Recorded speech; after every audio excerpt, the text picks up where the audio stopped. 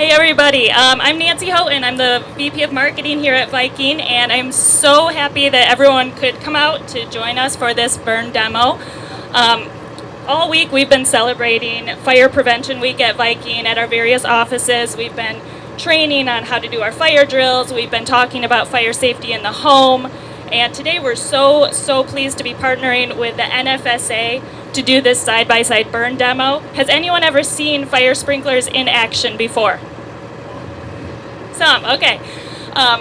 Really excited. I know all of us work with sprinklers every day, but we don't always get to see them in action. So this is a chance to see what they do in the event of a fire. We can all be so proud to work at a company that literally saves lives and property every single day with what we do, what we manufacture, what we sell throughout the country and throughout the world. You know, Viking's been here in Hastings for over 100 years. I know I take a lot of pride in coming to work for somewhere that's got such a strong tradition in West Michigan, strong tradition in really doing the right thing for safety around the world. So with that, I do want to thank the Hastings Fire Department for coming out. To Chief Jordan, thank you. You'll see them in action in a minute. And I also want to thank, of course, the National Fire Sprinkler Association. They do so much good for fire sprinkler advocacy around the nation, making sure that we have the proper codes and standards in place to keep us safe wherever we are, whether it's at home, in the workplace, in our place of worship, at the store, wherever we're going, they're working to make sure that we're safe from fire. So with that, I'm going to turn it to the president of the National Fire Sprinkler Association, Mr. Shane Ray. Thank you, Nancy, and thank you to you all. As Nancy said so well, it's like what you do saves lives and protects property every day. I spent 30 years of my career riding the right front seat of one of those fire engines right there. And those of you that have been here more than 10 years, you'll save more lives and protect more property than I did, because we just don't have time. So today what we're going to show you is we're going to start here. We're going to burn in our valve trailer. This is our fire demonstration trailer. We can do this for the public, but we also do this for the fire department.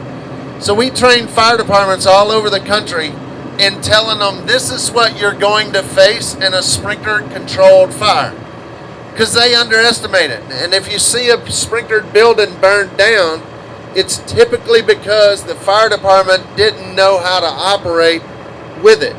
So that's what these trailers do. These trailers train our inspectors. They train our sprinkler contractors, companies, to how to inspect it, but they also train the fire departments of how to operate in a building that's got fire sprinklers.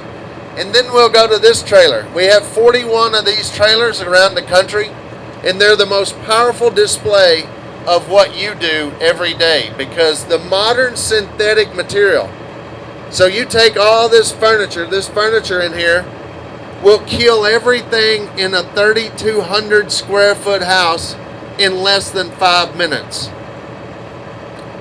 It wasn't that way when I started in the fire department in the 80s. We had time to get you out. Now, without fire sprinklers, we do not have time. 6 to 10 minutes is how long it takes the fire department to get there after you notify them. And then that's when the time starts. But the synthetic materials, the e-commerce that you can order whatever you want on your phone, all unregulated materials that go into our homes. And that's where 42,000 people, I just gave a speech this week, 42,000 people have died in fires since 2010 in buildings without sprinklers. Only 100 have died in buildings with sprinklers, and that means that they're usually intimate with the fire, and we'll show you all of that. So I know you're like, shut up, Shane, let's see something burn. That's what we do. So we'll go ahead and set this on fire. So we've got Excelsior in here. It's a packing material, but this is to simulate a fire. We got one of your famous residential sidewall sprinklers in the room, so we'll go ahead and light this on fire, Steve. So again, you see some smoke, and this is a good public display that says burning the toast, burning the bacon. It's not going to set the sprinklers off, right? It takes a significant fire. So the other thing too, we have two openings in the top. They're to simulate that a door is open, because that's where firefighters have to go in and come out. Fire sprinklers are not made to work with ventilation, so we try to tell the fire department, do not cut a hole in the roof, right? The sprinklers are made to keep the fire in check as the building is built like it's built. And there you see the sprinkler go off. Now, we try to tell the firefighters too, they're like, well, this is cold smoke. But they can't see. So the environment they're in and all their gear and everything, they cannot see. It's zero visibility in here. But the fire in here is still burning, right? It's still burning. The sprinklers are made, though, to keep it to the room where it started. And that's what this is. This shows you what that does. And so now we'll let the fire department, if you can crank this up to 150 PSI. So the fire department's going to get here.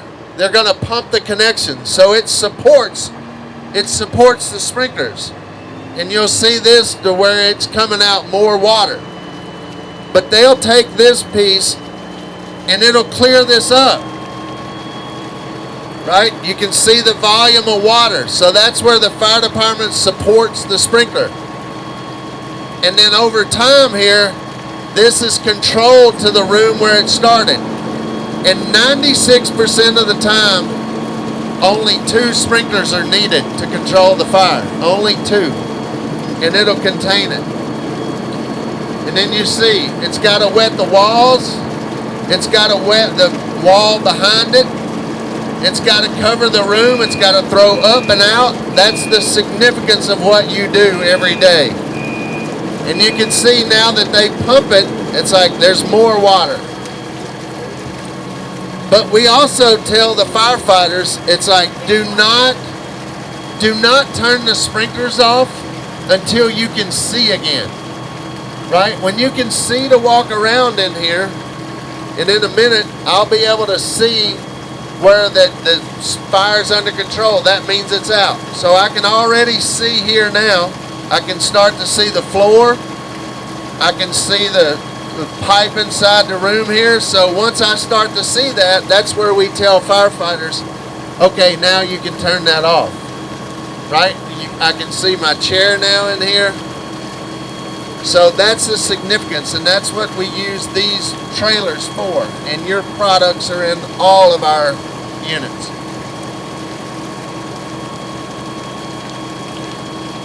All right, we're going to jump over here, and we're going to light this on fire. Kids under 14 years of age cannot hear a smoke alarm when they're asleep. And so the decibel is not loud enough for them to hear it. So we like to say our message is get out, stay out, and close the door on the way out. And if you can't see, you have to get to your children. You've got to get to them and get them out, because they will not hear a smoke alarm. And so when we learn that, it's like the synthetic material. This is brand new furniture. And so when we light this on fire, it's like this furniture, you'll see the smoke. And so if the smoke gets out here, then just feel free to move one way or the other. So don't breathe the smoke. But we're going to light this on fire, and you got to have smoke alarms, you got to have fire sprinklers, and you got to have the fire department. Those are the key elements to surviving today's fire. So you take the energy code, which is good for us, right? The energy code saves the environment, all that stuff. But it makes our houses tighter than they've ever been. So when you see them wrapped in Timex and all that stuff, well, that's the environment that it creates that you can't get out. So fire sprinklers buy time, and time buys life. So we're going to burn the sprinkler side first here. So Steve, he's going to light the fire. We're going to start the fire. You can see the smoke start coming up over here now. And this, again, this is just a fire in a waste paper basket. So this is like a discarded. There's the smoke alarm. So get out, stay out, close the door on the way out. And again, you can see it takes a significant fire. And there the sprinkler goes. Sprinklers flowing probably 20 gallons of water a minute, and it contains the fire. When people watch the movies, it's like they all go off. It's like they clearly don't all go off. That trailer had sprinklers all throughout it. That only the one closest to the fire activates. And that's where here, people's like, oh, the water damage. I'm like, well, wait till you see this side. This is damaged, but we save it. We take the furniture out of this side and we move it over and put it on this side the next burn. So this is damaged but not destroyed. This over here is going to be total destruction in the whole thing. So this, you can see, water is good, and that's what we as the National Fire Sprinkler Association try to portray, is that water is good when there's a fire. And that's what you all do every day, is saving lives and protecting property. So we'll let the fire department come in. So now you had your smoke alarm, you had your sprinkler, and now we got the fire department. So we'll let the fire department come in. They'll contain this fire.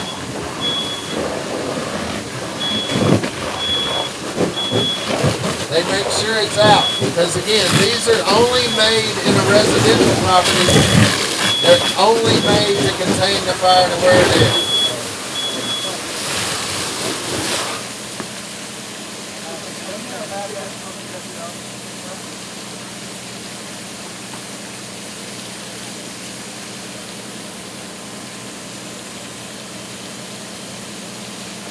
There's over 100 firefighters who die each year going to fires.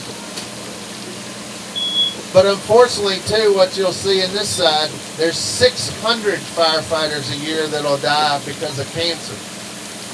So we know that with the attacks on 9/11, that now there was 343 firefighters who died that day.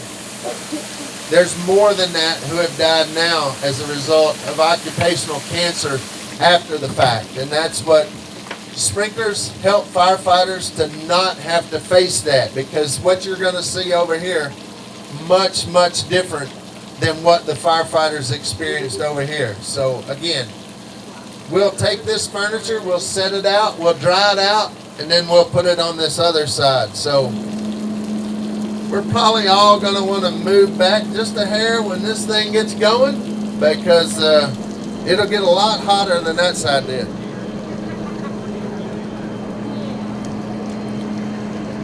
Now over here too, I had a newspaper on the floor.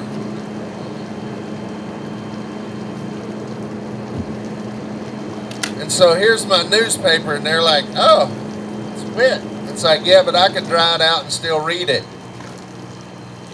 My newspaper over here is my indicator of when I'm going to tell these firefighters to put the fire out.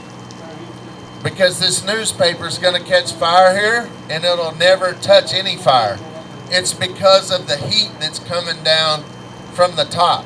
So this is a much different fire. It's missing one vital component, and that's what you do every day, is make the vital component that saves occupants, that saves pets, and that saves firefighters. So, all right, Steve. So we got smoke coming just like we had last time. We ought to see the fire grow just like we did. And that's the whole purpose of this demonstration. It's to create two identical fires in two identical rooms. So there's the smoke alarm, right? So if anybody's timing this, it's like you'll see. Watch the smoke build up in this room, because the smoke is fuel. So that couch that's burning is going to be in the ceiling here in a few minutes. And it's going to create an environment that it's already over 500 degrees at the ceiling in this room. And so as you've seen that curtain fall, that is what we know as an unsurvivable event for occupants. The occupants could not survive in that. And if you'll see this fuel, so you see my newspaper down here, it's already drawing up because of the smoke. So just think, if this is a 1,000 square foot house or a 2,000 square foot house or a 3,000, that smoke is pumping out into the rest of the house. You don't have a house with an 8-foot wide opening in front of it. But I can already feel the heat in here now. You can see my TV's melting off the wall. And all of this is going on while the fire department. So if you call the fire department now, they're getting their gear, they're getting in the truck, they're ready to respond. But it's too late. It's like if you can't save yourself, then it's too late. You can't escape that. And so again, see my news, there went the smoke alarm. You don't even hear the smoke alarm anymore because it just fell on the floor. So see the newspaper on the floor is starting to off gas. Well, that means it's about to be on fire. So that's what we know is flashover. All right, guys, go ahead and hit it.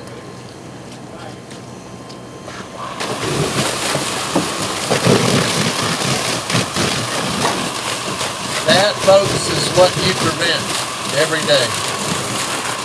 And it is not survivable if you don't have the fire sprinkler.